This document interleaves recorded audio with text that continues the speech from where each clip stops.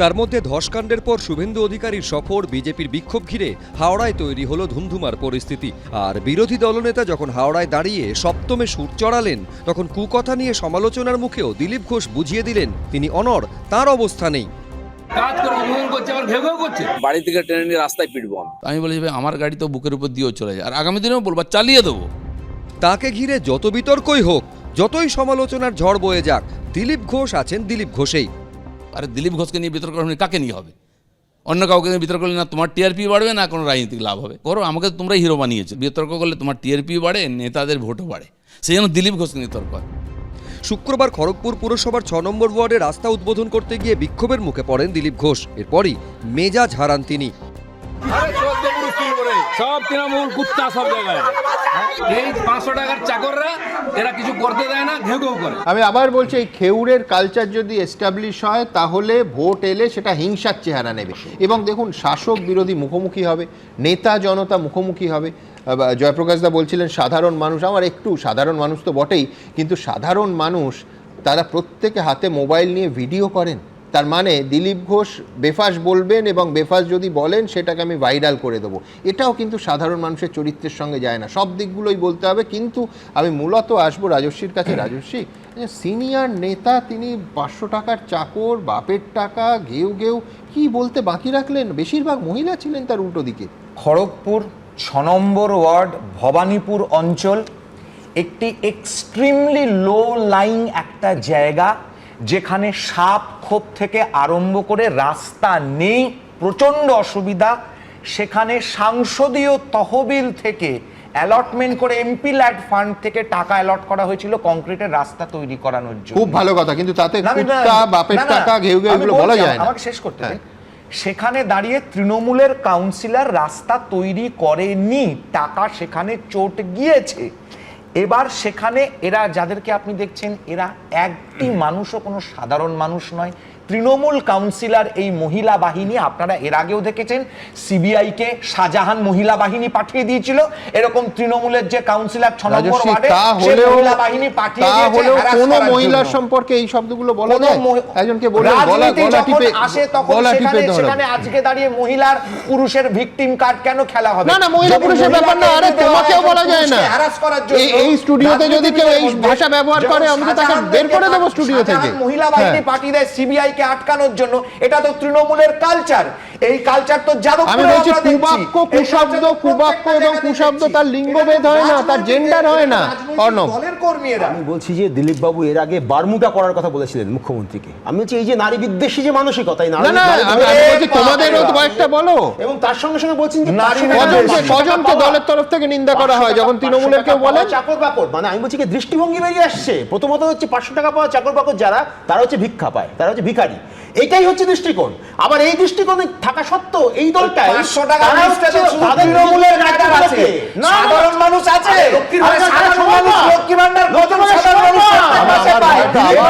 অনেক বেশি এই গালিগালাজ, এই খেউটটা আলটিমেটলি হিংসায় রূপান্তরিত হবে এবং সেটা ভোটের দিন অথবা তার আগে রক্ত ঝরাবে। এই তো বাংলার প্রত্যেক নির্বাচনে আমরা দেখি।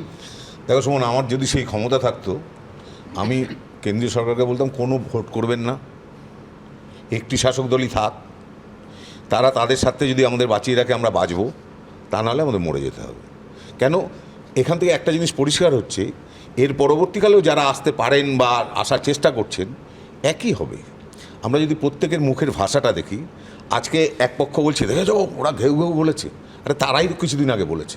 তাদেরই তো একজন বিশেষ নেত্রী, তিনি বলছেন প্রধানমন্ত্রীর কোমরে দড়ি দিয়ে নিয়ে আসবো।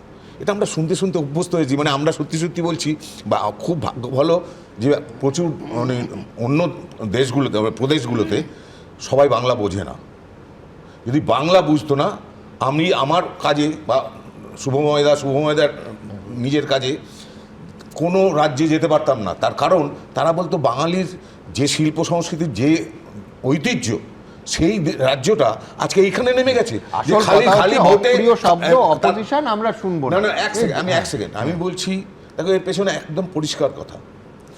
এখানে এতগুলো সমস্যা রয়েছে, বারবার বলছি 1 বছর এখনো ভোট বাকি, সেখানে দুটো দলই তারা টার্গেট ঠিক করছে। জাস্ট একটাই কথা, মানে একেবারে উল্টো কথাটা বলছি, এমন কি হচ্ছে সত্যি? আমরা ঠিক যা শুনতে চাইছি সেটাই নেতারা বলছেন। অর্থাৎ এটা কি সত্যি কথা যে ভিডিও যখন করা হচ্ছে তখন এই ধরনের কথা থাকলে আমরা সেটা দেখে অনেক বেশি আনন্দ পাচ্ছি, অনেক বেশি মজা পাচ্ছি, এবং রাজনৈতিক নেতারা বুঝতে পাচ্ছেন যে হ্যাঁ আচ্ছা এইটা যদি একটু ফিড করি তাহলে জনগণ আমি ভাইরাল করতে চাইছি। ভাইরাল করতে একদম একদম একদম একদম। তৃণমূল যে ভাষা বোঝে, তৃণমূলকে সে ভাষাতেই জবাব দিয়েছে দিলীপ ঘোষ। এই লজিকে চোখের বদলে চোখ, দাঁতের বদলে দাঁত, সবাই অন্ধ হয়ে বসে থাকুক এই রাজ্যে। আমি সরি, কারণ আমি সবারটা খারিজ করে দিলাম। তার কারণ কুবাক্যই, তার কোনো লিঙ্গভেদ হয় না, তার কোনো সময় ভেদ হয় না, তার কোনো ঝান্ডার রং হয় না। খারাপটা খারাপ। মহিলাদের প্রতি দিলীপ ঘোষের এহেন মন্তব্যে সমালোচনার ঝড় বয়ে গিয়েছে, কিন্তু নিজের অবস্থান থেকে তিনি যে এক বিন্দু সরতে নারাজ, এবিপি আনন্দকে দেওয়া এক্সক্লুসিভ সাক্ষাৎকারে তা বুঝিয়ে দিলেন প্রাক্তন বিজেপি সাংসদ। কোন বেটা বলেছে সমাজ ব্যবস্থা আমি জানি না, আর এই ভারতবর্ষের মহিলাকে হত্যা করেছে যাকে আমরা পূজা করি, তার নাম শ্রীকৃষ্ণ। 6 দিন বয়সে তিনি পুতনাকে হত্যা করেছিলেন। আমার তো মনে হয় যদি এটা হতো তাহলে পুতনা শহীদ হতো, সব জায়গায় শহীদ বেদি হতো। তাহলে তো সবচেয়ে বড় ভিলেন হচ্ছে লক্ষণ, একজন মহিলার নাক কান কেটে দিলেন। তো মহিলা মানে একটু মাতৃত্ব থাকবে, মমতা থাকবে, তার সৌজন্য থাকবে, তাকে আমরা সম্মান করি। যে কেউ মহিলা বললে শরীরে মহিলা হলে হয়ে গেল নাকি? গাড়ির সামনে শুয়ে পড়ে, ভাড়া খাটে, তার প্রতি কে সম্মান দেখায়? কোন ছোট লোক আছে যে তার প্রতি সম্মান দেখায় দিলীপ ঘোষকে বলে? বিক্ষোভের মুখে পড়ে দিলীপ ঘোষ যেভাবে বিক্ষোভকারীদের উদ্দেশ্যে আক্রমণাত্মক হয়ে উঠেছিলেন, তাকে আবার সমর্থন করেছেন শুভেন্দু অধিকারী। দিলীপ দা তার এমপি ল্যাডের রাস্তা উদ্বোধনে যাবেন, আপনি সেখানে দুটো মহিলা পাঠিয়ে দিয়ে তাকে বাধা দিবেন? যা বলেছে ঠিক বলেছে, সবার সমর্থন আছে। আবার বলি চুলকাতে আসবেন না। ওলসই আমার ইচ্ছে করে তোমার মতো মনের কথা কই। দিলীপ ঘোষ নিজের মনের কথা বলেছেন, মহিলাদের অপমান করেছেন, মারবো ধরবো বলেছেন। শুভেন্দু অধিকারী তারই তাড়াতাড়ি এগিয়ে গিয়ে বলেছে আরে তোমার মনের কথাটা তো আমারও মনের কথা। বিজেপির প্রাক্তন রাজ্য সভাপতি, তাঁর আমলেই বাংলা থেকে বিজেপির সাংসদ 2 থেকে বেড়ে হয় 18, বিধায়ক 3 থেকে বেড়ে হয় 77। বর্তমানে অবশ্য দিলীপ ঘোষ দলে কোনো পদে নেই। এই প্রেক্ষাপটে ইঙ্গিতপূর্ণ মন্তব্য করলেন তিনি। আপনি কথা বললে আপনার পার্টির লোকেদের অসুবিধা কোথায়? আমি জানি না, অনেকে হয় পার্টির থেকেও বলার চেষ্টা হয়েছে দিলীপ দা যেন না বলে।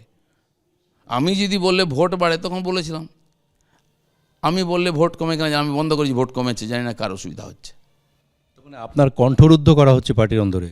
না, আমার কণ্ঠরুদ্ধ, আমার কণ্ঠ তো খোলাই আছে, আমি যা ইচ্ছা বলছি, কি আটকাতে পারছে? এই নির্বাচনে আপনার ভূমিকা কি হবে? আবার সে আক্রমণাত্মক দিলীপ ঘোষকে দেখা যাবে, নাকি আপনি যেমন করে গুটিয়ে আছেন গুটিয়েই থাকবেন? না, আমার ভূমিকা আক্রমণাত্মকই থাকবে। রতন চেনে, শুভেন্দু দিলীপকে চেনে, এরা প্রত্যেকেই একই রকমের পুরুষতান্ত্রিক, পিতৃতান্ত্রিক, নারী বিদ্বেষী, একে অপরকে সমর্থন করবেন, এতে আমরা অবাক নই। কিন্তু দিলীপ ঘোষ যদি শূর্পণখার নাক কাটা যাওয়ার উদাহরণ দেন, তাহলে এর থেকে প্রমাণিত হচ্ছে মহিলাদের সম্পর্কে, নারীদের সম্পর্কে ওনার কি দৃষ্টিভঙ্গি। দিলীপ ঘোষের কথা যখন রাজ্য রাজনীতিতে ঝড় তুলেছে, তখন জাতীয় রাজনীতিতে তোলপাড় চলছে দিল্লি হাইকোর্টের বিচারপতির বাড়ি থেকে বান্ডিল পোড়া নোট উদ্ধারের ঘটনা ঘিরে। এদিকে দিল্লি হাইকোর্টের বিচারপতি যশবন্ত বর্মার বাংলোর স্টোর রুম থেকে বান্ডিল পোড়া নোট উদ্ধারের খবর ঘিরে এখন উত্তাল দেশ। বিবৃতি জারি করে দিল্লি হাইকোর্টের তরফে জানানো হয়েছে, আপাতত আর কোনো মামলার বিচার করতে পারবেন না বিচারপতি যশবন্ত বর্মা। তাকে বিচারের দায়িত্ব থেকে সরিয়ে দেওয়ার নির্দেশ দেওয়া হয়েছে। অবিলম্বে এই সিদ্ধান্ত কার্যকর করা হবে বলে জানানো হয়েছে।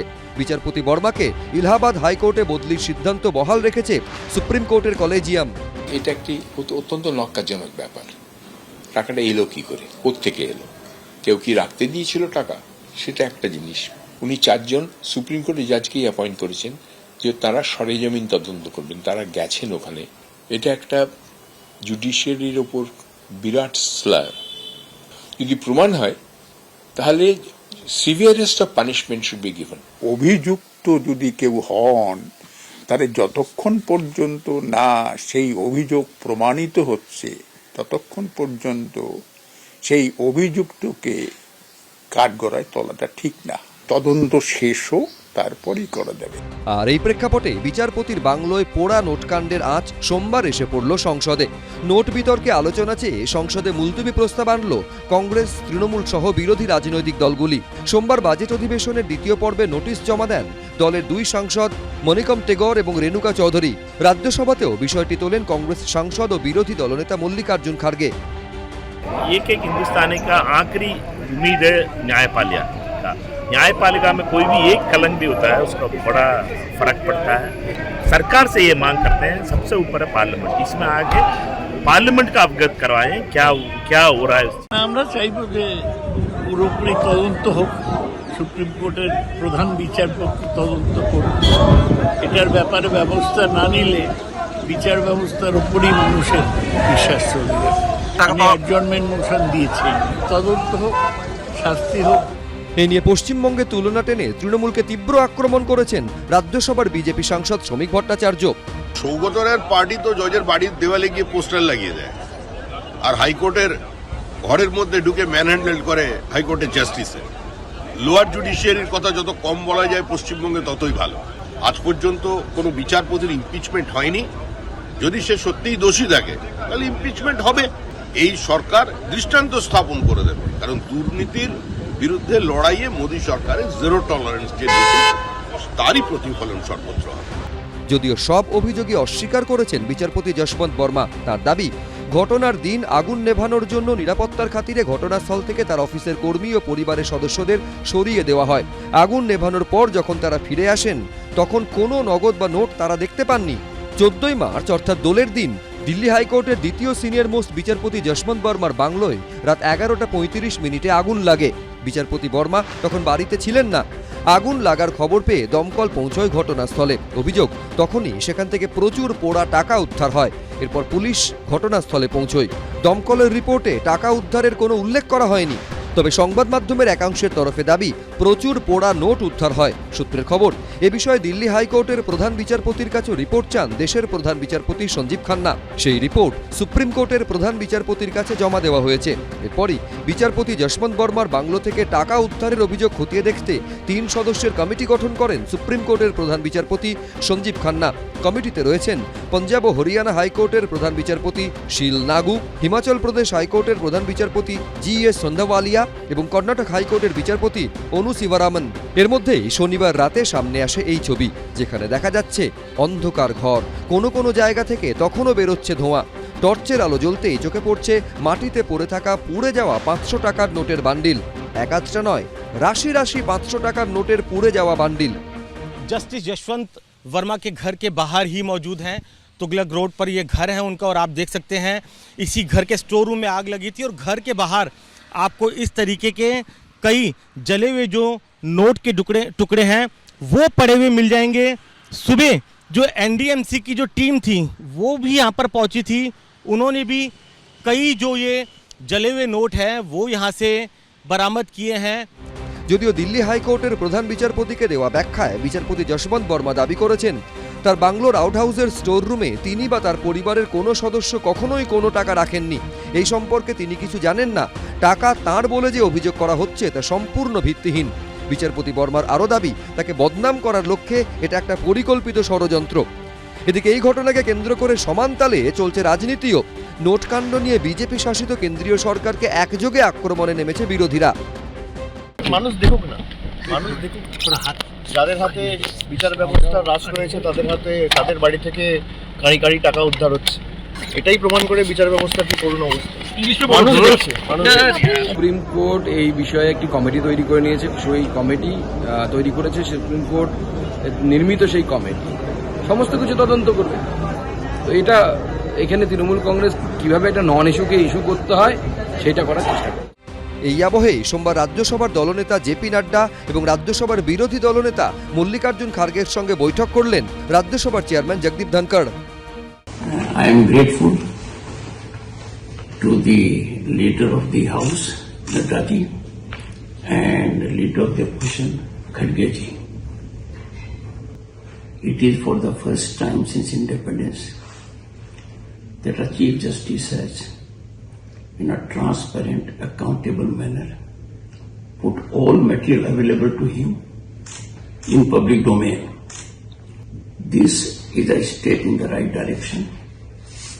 Constitution of a committee by the Chief Justice of India and the alertness he has reflected is also a factor that needs consideration. 2014 সালে এলাহাবাদ হাইকোর্টের অ্যাডিশনাল বিচারপতি হিসাবে নিযুক্ত হন যশবন্ত বর্মা। 2016 সালে তাকে স্থায়ী বিচারপতি করা হয়। 2021 সালে বিচারপতি বর্মাকে দিল্লি হাইকোর্টে পাঠানো হয়। একাধিক গুরুত্বপূর্ণ মামলার রায় দিয়েছেন তিনি দিল্লি হাইকোর্টের দ্বিতীয় সিনিয়র মোস্ট বিচারপতিও। তার বিরুদ্ধে ওঠা অভিযোগ ঘিরেই এখন দেশ জুড়ে তোলপাড়। আইনজ্ঞরা বলছেন গোটা বিতর্কের দ্রুত নিষ্পত্তি হওয়া উচিত, সত্য সামনে আসা উচিত। তার কারণ যশবন্ত বর্মা কোনো সাধারণ ব্যক্তি নন, দিল্লি হাইকোর্টের বিচারপতি। তার সঙ্গে বিচার ব্যবস্থার মান সম্মান, নিরপেক্ষতার প্রশ্ন জড়িয়ে রয়েছে। দেখুন, এটা বলতে কোনো দ্বিধা নেই যে বিচারপতি ভার্মার বাড়িতে যে হিসাব বহির্ভূত ক্যাশ টাকা পাওয়া গেছে, সেইটা শুনে সমস্ত বিচারপ্রার্থীর মন, সমস্ত নাগরিকের মন অত্যন্ত আন্দোলিত হয়েছে এবং তারা যে বিচার ব্যবস্থার প্রতি একটা আস্থা এবং বিশ্বাসের জায়গা ছিল এবং যেটা এখনও আছে, সেই জায়গাটা একটু টলমল করছে। মানুষ ভাবছেন যে আমরা বিচারের জন্য কোথায় যাব, বিচার ব্যবস্থাটাই তো শেষ ভরসাস্থল। সেখানে যদি এই ধরনের অবস্থার আমরা সম্মুখীন হই, আমাদের কি হবে? এটা একটা খুব দুশ্চিন্তার ব্যাপার। কিন্তু আমাদের আরেক দিক থেকে আশ্বস্ত করেছে যে এই ব্যাপারে সুপ্রিম কোর্ট যে দ্রুততার সঙ্গে পদক্ষেপ করে একটা এনকোয়ারি, ইনহাউস এনকোয়ারি বসিয়েছেন 3 জন বিচারপতির দ্বারা, এবং চিফ জাস্টিস দিল্লি হাইকোর্টকে অনুরোধ করেছেন যে এই বিচারপতিকে যেন কোনো কাজ দেওয়া না হয়। এই অবধি আমি জানতাম। এবং তার আগে সুপ্রিম কোর্ট কলেজিয়াম বিচারপতি ভার্মাকে এলাহাবাদ হাইকোর্টে ট্রান্সফার করেছিলেন। কিন্তু এই ট্রান্সফার করাটা আমার মতে কিন্তু কোনো সুরাহা বা সমাধান নয়। এই ঘটনার পরিপ্রেক্ষিতে যদি বিচারপতি ভার্মাকে ট্রান্সফার করা হয়, তাহলে বুঝতে হবে, মানুষের মনে ধারণা সৃষ্টি হবে যে ট্রান্সফার বোধহয় একটা পেনাল মেজারে হচ্ছে। এবং অনেক বিচারপতি কিন্তু ট্রান্সফার্ড হন অন্য কারণে, পাবলিক ইন্টারেস্টে, অ্যাডমিনিস্ট্রেশন অফ জাস্টিসের সুবিধার জন্যে। সেই বিচারপতিরা ট্রান্সফার্ড হন, আবার ফিরে আসেন, আবার তাদের পদোন্নতি ঘটে। এইসব ঘটনা আমরা দেখেছি। এই ট্রান্সফারের ঘটনায় কিন্তু মানুষের মনে যে দ্বিধা বা সংশয় এসছে, সেটা কিন্তু কিছুতেই দূর হবে না। কেননা এই বিচারপতি এলাহাবাদ হাইকোর্টে গিয়েও তো একই কাজ করবেন, বিচার প্রক্রিয়ার সঙ্গে যুক্ত থাকবেন। যতদিন না তার নামটা ক্লিয়ার হচ্ছে, তার বিরুদ্ধে এনকোয়ারি কমিটি পরিষ্কার একটা তদন্ত করে একটা সিদ্ধান্তে উপনীত হচ্ছেন, ততদিন তাকে বিচার প্রক্রিয়ার সঙ্গে যুক্ত করাটা ঠিক বলে আমি মনে করি না। বিচারপতির বাংলো থেকে উদ্ধার হওয়া জ্বলন্ত নোট কার, এটাই এখন জ্বলন্ত প্রশ্ন। নানা মহলে প্রশ্ন উঠছে, কে ধ্বংসস্তূপ সরালো, কার নির্দেশে সরানো হলো? 14ই মার্চ রাতেই তা সরানো হয় নাকি 15ই মার্চ সকালে? কি ধরনের ধ্বংসাবশেষ পাওয়া গেছিল? দিল্লি হাইকোর্টের প্রধান বিচারপতি সেক্রেটারি রিপোর্টে সেই উল্লেখ নেই কেন? যদি কোনো সাধারণ মানুষ, ডাক্তার বা লয়ার বা ব্যবসায়ীর বাড়িতে যদি এইরকম 15, 20, 30 কোটি টাকা ক্যাশ পাওয়া যেত, পাওয়ার পরে তিনি কি সরকারের অতিথি হয়ে জেলে যেতেন না? জাস্টিসের বাড়ির থেকে যদি টাকা পাওয়া যায়, তখন হবে আগে তদন্ত, যে টাকাটা কার, ওনার কথা শোনা হবে, আগে প্রমাণ করতে হবে, তারপরে তার বিরুদ্ধে ব্যবস্থা নেওয়া হবে। সেটাও জেল হবে কিনা কেউ জানে না। হয়তো তাকে বলা হলো, মৃদু ধমক দেওয়া হলো, আর বলা আচ্ছা ওনাকে সুযোগ দেওয়া হয়েছে, উনি রিজাইন করছেন বা কিছুদিনের জন্য সাসপেন্ড। এটা ভারতবর্ষের সংবিধান এবং গণতন্ত্রের জন্যে শুভ ইঙ্গিত নয়। আমার এই ইনসিডেন্টটা কেমন যেন লাগছে, ইন দ্য সেন্স যে জাস্টিস ভার্মা ফার্স্ট বাড়িতে নেই, যেখান থেকে অ্যালিজেডলি বলছে টাকাটা পাওয়া গেছে, তার কোনো ফ্রি অ্যাক্সেস ছিল সবাইকার। প্রবলেমটা কোথায় হচ্ছে, এই জাস্টিস ভার্মা সাবসিকুয়েন্টলি যখন দেখা যাবে যে জিনিসটা অসত্য, জাস্টিস ভার্মা তার যে ড্যামেজটা হয়েছে টু হিজ রেপুটেশন, সেটা কি ফেরত পাবে? দিল্লি হাইকোর্টের প্রধান বিচারপতির কাছে পাঠানো ব্যাখ্যায় বিচারপতি যশবন্ত বর্মা বলেছেন, আমি স্পষ্টভাবে বলছি, আমি বা আমার পরিবারের কেউই সেই স্টোর রুমে কোনো সময় কোনো নগদ সংরক্ষণ করিনি। বিভিন্ন সময়ে আমরা যে নগদ রাখি তা সবটাই নথিভুক্ত করা হয়। লেনদেন সবসময় হয় ব্যাংক, ইউপিআই বা কার্ডের মাধ্যমে। এখানেই প্রশ্ন উঠছে, তাহলে আউট হাউসে টাকা এলো কোথা থেকে? এই টাকা তাহলে কার? নানা মহলে প্রশ্ন উঠছে, যে ফোনে পোড়া টাকার ছবি ক্যামেরাবন্দি করা হয়েছিল সেই ফোনটি কি তথ্য প্রমাণের জন্য বাজেয়াপ্ত করা হয়েছে? আজও মানুষ বিচার ব্যবস্থাকে ভরসা করে, কিন্তু সেই বিচার ব্যবস্থার মধ্যে কতটা গুণ ধরেছে, কতটা দুর্নীতি প্রবেশ করেছে, দিল্লির হাইকোর্টের সেই বিচারপতির এই ঘটনার মধ্যে তা স্পষ্ট প্রমাণিত হলো। তার মানে দমকল যদি না আসতো, আগুন যদি না লাগতো, তাহলে টাকার খনির উৎস আমরা জানতাম না। আলুর বস্তার মধ্যে 2-4টে পচা আলু যে ঢুকছে, এটা তার প্রমাণ। অনেক প্রশ্ন তৈরি করে দিল এই বিচারক। 14ই মার্চ অর্থাৎ দোলের দিন দিল্লি হাইকোর্টের সেকেন্ড সিনিয়র মোস্ট বিচারপতি যশবন্ত বর্মার বাংলোয় রাত 11:35 আগুন লাগে। অথচ সূত্রের খবর, পরের দিন অর্থাৎ 15ই মার্চ বিকেল 4:50 নাগাদ দিল্লি হাইকোর্টের প্রধান বিচারপতি DK উপাধ্যায়কে বিষয়টি জানান দিল্লির পুলিশ কমিশনার সঞ্জয় অরোরা। প্রশ্ন উঠছে, এত গুরুতর বিষয় জানাতে 17 ঘন্টা সময় লাগলো কেন? এই বিষয়টা সুপ্রিম কোর্ট দেখছে এবং সুপ্রিম কোর্টের তত্ত্বাবধানে সমস্ত কিছু হচ্ছে। সেই জন্য আমি মনে করি যে এটাকে আর রাজনীতির ময়দানে আনার কোনো যৌক্তিকতা নেই। কোর্ট যখন দেখছে, যথেষ্ট দায়িত্ব সহকারে, যত্ন সহকারে বিষয়টি দেখছে, তারাই যা করার করবে। এদিকে বিচারপতি যশবন্ত বর্মাকে এলাহাবাদ হাইকোর্টে বদলির সিদ্ধান্ত বহাল রেখেছে সুপ্রিম কোর্টের কলেজিয়াম। সোমবার কলেজিয়ামের বৈঠকে এই ঘটনায় বদলির এই সিদ্ধান্ত সুপারিশ করা হয়। এদিকে শুরু থেকেই এলাহাবাদ হাইকোর্টের বিচারপতি বর্মার বদলির বিরোধিতা করছে সেখানকার bar association. Mainly, the CJI has been requested not to transfer Justice Yashwant Verma not only in Allahabad High Court, not to any other court, because no court is a dumping ground. He should remain in Delhi under the close watch of Supreme Court and the proceeding till completion of the proceeding. এখন তার বাড়িতে নাকি 15 কোটি টাকা পাওয়া গেছে। ভদ্রলোকের original বাড়ি হচ্ছে এলাহাবাদে। তিনি দিল্লিতে তার সরকারি বাসভবনে থাকতেন। একটা ওপেন স্পেসে খুব স্বাভাবিক কথা নয় যে একটা মানুষ 15 কোটি টাকা ফেলে রাখবে। 15 কোটি টাকা তো তিনি তার এলাহাবাদের বাড়িতে রাখতে পারতেন, কোনো আত্মীয়র বাড়িতে রাখতে পারতেন, যদি সত্যিই নিয়ে থাকেন। কিন্তু প্রশ্ন হচ্ছে, ওই রকম একটা সকলের অ্যাক্সেস আছে এমন জায়গায় 15 কোটি টাকা রেখে দিয়েছেন, মানে একটু চিন্তা লাগছে। কতটা বিশ্বাসযোগ্য আমি জানি না। বিতর্কের মধ্যেই সোমবার দিল্লি হাইকোর্টের বিচারপতি যশবন্ত বর্মার বদলির সুপারিশে শিলমোহর দিয়েছে কলেজিয়াম। সুপ্রিম কোর্টের একটি তরফে বিবৃতিতে জানানো হয়েছে, সুপ্রিম কোর্ট কলেজিয়াম 20 থেকে 24 মার্চের মধ্যে বিচারপতি যশবন্ত বর্মাকে এলাহাবাদ হাইকোর্টে ফেরানোর সুপারিশ করেছে। কলেজিয়াম বৈঠকের পর নিজের বাড়িতে বৈঠক ডাকেন এলাহাবাদ হাইকোর্টের বার অ্যাসোসিয়েশনের সভাপতি অনিল তিওয়ারি। এরপরই মঙ্গলবার থেকে অনির্দিষ্টকালের ধর্মঘটে ডাক দিয়েছে এলাহাবাদ হাইকোর্ট বার অ্যাসোসিয়েশন। आज हम लोग ने अनाउंस किया है, हम लोग इस कारण से आज हम लोग हड़ताल पे थे। लंच के बाद शाम से काम करने का निर्णय था। कल से Allahabad high court is not going to work until further orders. हम काम नहीं करेंगे, हम किसी भी तरह का फेस करने को कॉन्सिक्वेंसेस तैयार हैं। দেখুন, আমি প্রথমেই বলবো, এই ঘটনা ভারতবর্ষের 140 কোটি জনগণের বিশ্বাসের ভিতকে নাড়িয়ে দিয়েছে।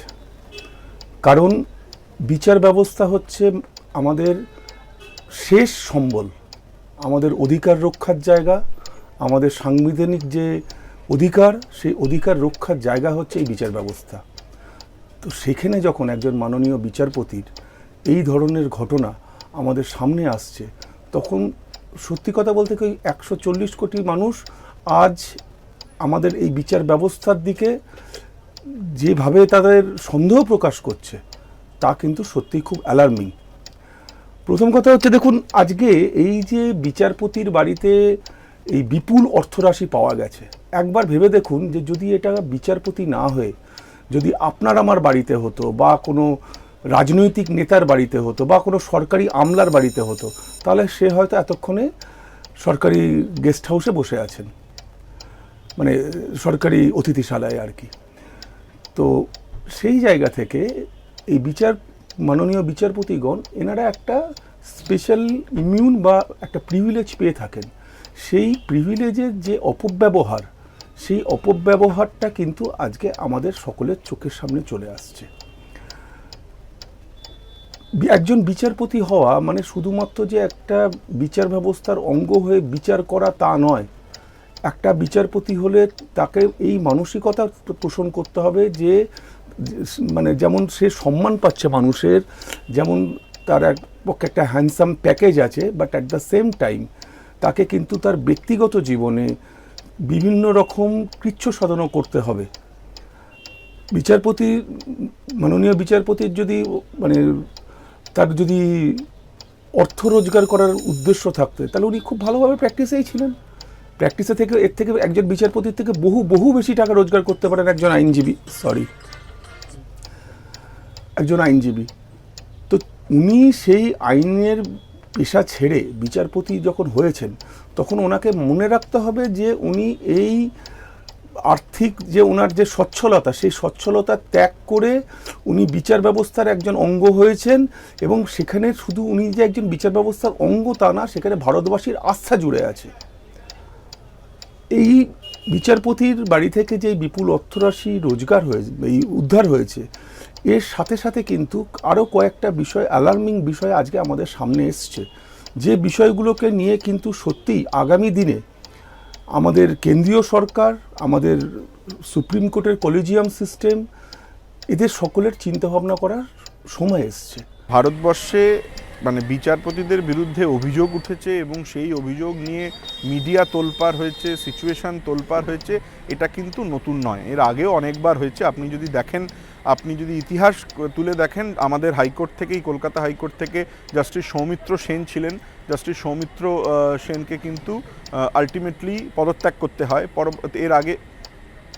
এর আগে আপনি দেখবেন ওখানে সেই একই সময় মানে সেই একই টাইমটাতে চিফ জাস্টিস যিনি ছিলেন আমাদের সিকিম হাইকোর্টের, তাকেও কিন্তু পদত্যাগ করতে হয়েছিল এই একই অভিযোগে।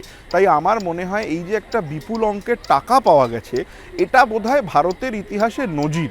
কারণ কি, ভারতের বিচারপতিদের বিরুদ্ধে আলো আঁধারি অনেক রকম অভিযোগ উঠেছে, সেই অভিযোগ মানে ভারতের মানুষের বিশ্বাসের উপরে কখনো প্রশ্নচিহ্ন তোলেনি। এবং আপনারা যদি দেখেন, যদি রিসেন্ট পাস্টে দেখা যায় ইডি সিবিআই এর কি তৎপরতা, তারা যে কোনো জায়গায় যেখানে অবিজেপি সরকার, সেখানে অবিজেপি সরকারের নির্বাচিত প্রতিনিধিদের বাড়িতে হানা দিয়ে, তাদের বাড়ি থেকে, বাড়ি কেন, তাদের মানে নিকটবর্তী কারুর একজন পরিচিত লোকের বাড়ি থেকে টাকা পেয়েছে বলে 2 বছর 3 বছর জেল খাটিয়ে দেওয়া হচ্ছে।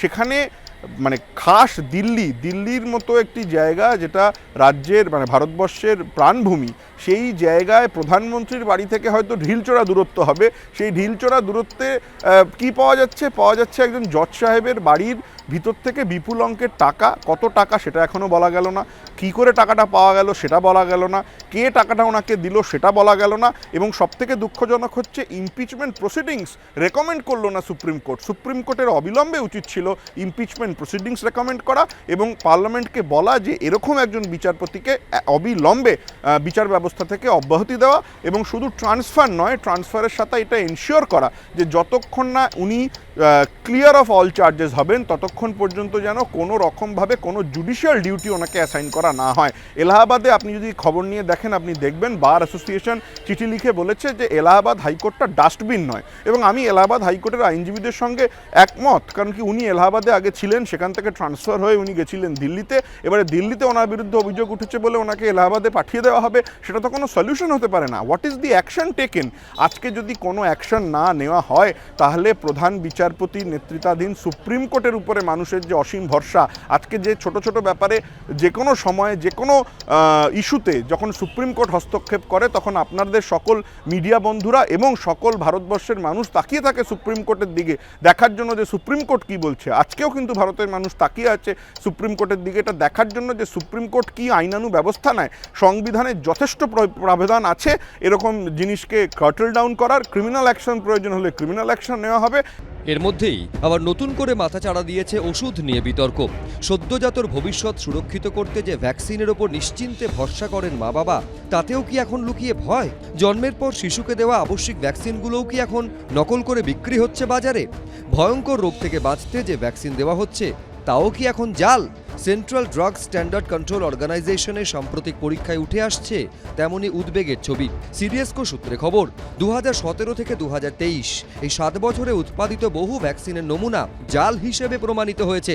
এর মধ্যে যেমন আছে শিশুর জন্মের পরই দেওয়া ওরাল পোলিও টিকা, তেমনই রয়েছে typhoid, tetanus, hepatitis B, influenza B এর নকল ভ্যাকসিন। এমনকি নামী সংস্থার কোভিড ভ্যাকসিনও নকল করে বাজারে বিক্রি হয়েছে বলে অভিযোগ উঠেছে। Central drug standard control organisation সূত্রে খবর, গুণমান পরীক্ষায় পাশ করতে পারেনি নামী সংস্থার 16টি ব্যাচের ভ্যাকসিন। 2017 সালে ফেল করে টাইফয়েড ও টিটেনাস টিকার 2টি ব্যাচ। ঠিক তার পরের বছর পাশ করতে পারেনি শিশুদের জন্য দেওয়া ডিটিপি টিকা, হেপাটাইটিস বি, ইনফ্লুয়েঞ্জা বি ভ্যাকসিনের একটি ব্যাচ। 2018 সালে গুণমান পরীক্ষায় উতরতে পারেনি টাইফয়েড টিকার 2টি ব্যাচ। নিম্নমানের বলে প্রমাণিত হয় শিশুদের ওরাল পোলিও টিকার 2টি ব্যাচ এবং একটি ব্যাচের টিটেনাস টিকা। একই রকমভাবে 2019 সালেও গুণমানের পরীক্ষায় ফেল করে শিশুদের দেওয়া DTP, hepatitis B, influenza B টিকার একটি ব্যাচ ও টিটেনাসের টিকা। 2023 সালেও সেন্ট্রাল ড্রাগ স্ট্যান্ডার্ড কন্ট্রোল অর্গানাইজেশনের পরীক্ষায় উত্তীর্ণ হতে ব্যর্থ হয় শিশুদের টাইফয়েড টিকা। একটা বাচ্চাকে ভ্যাকসিন দেওয়া হচ্ছে তার ভবিষ্যৎটাকে সুরক্ষা করার জন্য। সেই ভবিষ্যৎটাকে যদি কোনোভাবে ধ্বংস করার চেষ্টা করা হয় কোনোভাবে, তাহলে তার শাস্তি লাইফ লং ইমপ্রিজনমেন্ট হওয়া উচিত। সেটা যদি হতো তাহলে লোকে হয়তো দুবার ভয় পেত। ভ্যাকসিনটাও যদি এরকম জালি ভ্যাকসিন হয়, জাল ভ্যাকসিন হয়, তাহলে আমরা কোন দিকে যাব? কিন্তু নকল টিকা শরীরে গেলে রোগ প্রতিরোধক ক্ষমতা তো জন্মাবেই না, বরং হতে পারে হিতে বিপরীত। এমনই আশঙ্কার কথা শোনাচ্ছেন চিকিৎসকদের একাংশ। ওষুধ বলুন, ভ্যাকসিন বলুন, এইগুলির হচ্ছে যে আমাদের তাদের যে গুণমান রক্ষার জন্যে যে ব্যবস্থা, যে পরিকাঠামো, তার জন্যে যে লোকবল, তার জন্য যে ল্যাবরেটরি, যতটা দরকার ততটা কিন্তু নেই।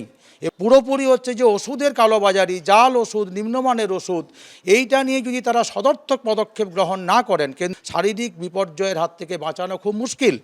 আমি জানি যে ওরা তাহলে ভ্যাকসিনেটেড, কিন্তু তারা ভ্যাকসিনেটেড নয়। শরীরে ওই রোগগুলির বিরুদ্ধে রোগ প্রতিরোধক ক্ষমতা কিন্তু তৈরি হলো না। সিডিএসকো সূত্রে খবর, সেন্ট্রাল ড্রাগ ল্যাবের পরীক্ষায় বিভিন্ন ব্যাচ নম্বরের কোভিড ভ্যাকসিনও নকল বলে প্রমাণিত হয়েছে।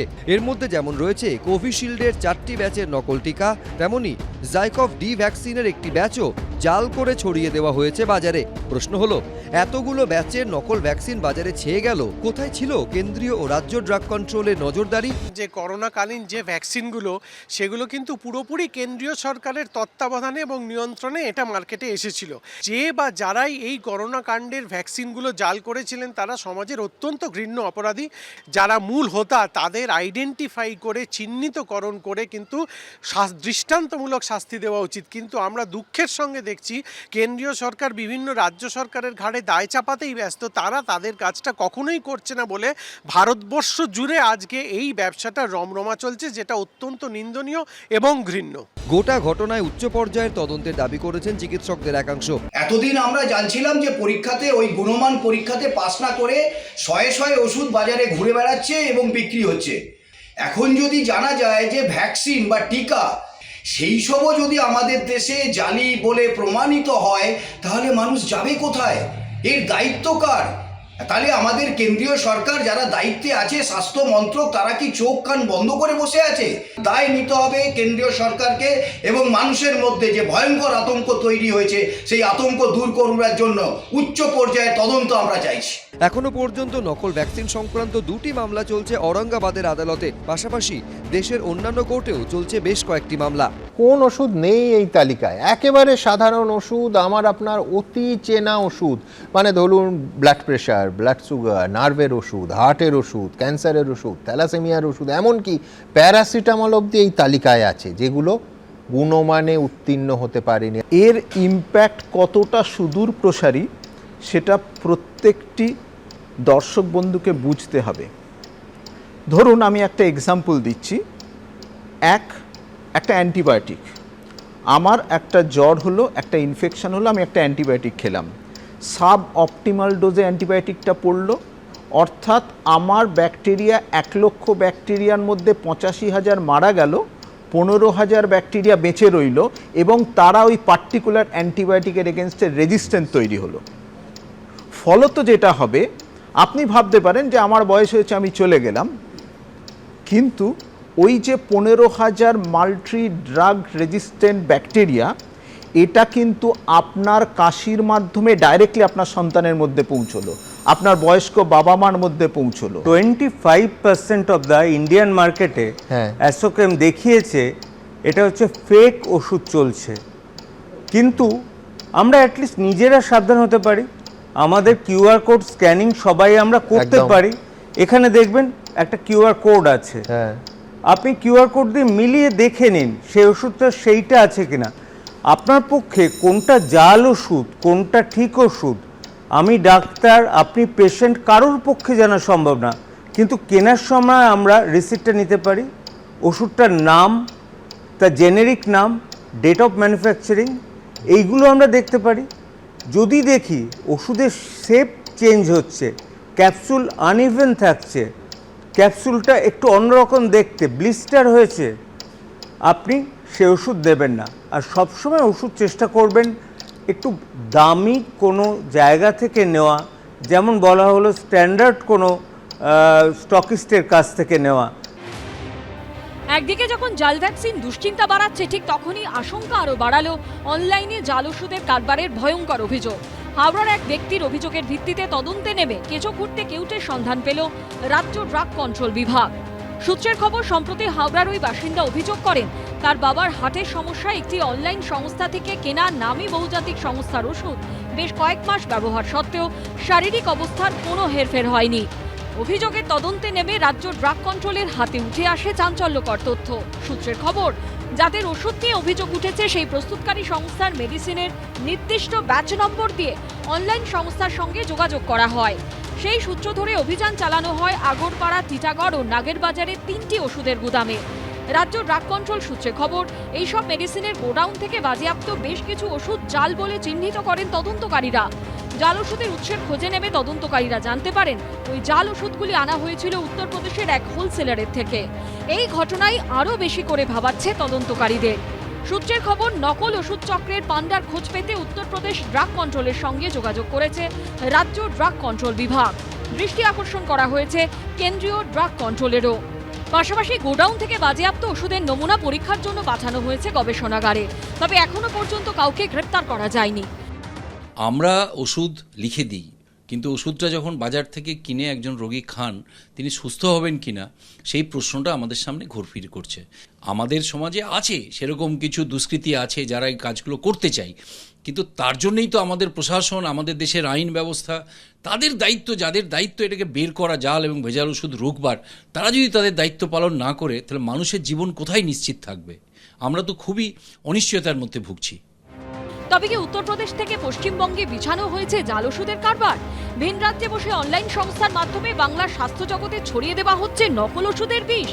জীবনদায়ী ওষুধের জালিয়াতি কারবারে জীবন বিপন্ন হলে তার দায় কার?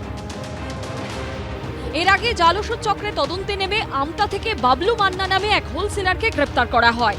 মান্না এজেন্সি নামের এই ওষুধ সরবরাহকারী সংস্থার গোডাউনে হানা দিয়ে রাজ্য ড্রাগ কন্ট্রোল দপ্তরের আধিকারিকরা বাজেয়াপ্ত করেন প্রায় 20 লক্ষ টাকার জাল ওষুধ।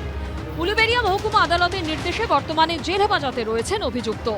রাজ্য ড্রাগ কন্ট্রোল সূত্রে খবর, এবার সেই ঘটনা তদন্তভার সিআইডির হাতে তুলে দেওয়ার সিদ্ধান্ত নেওয়া হয়েছে।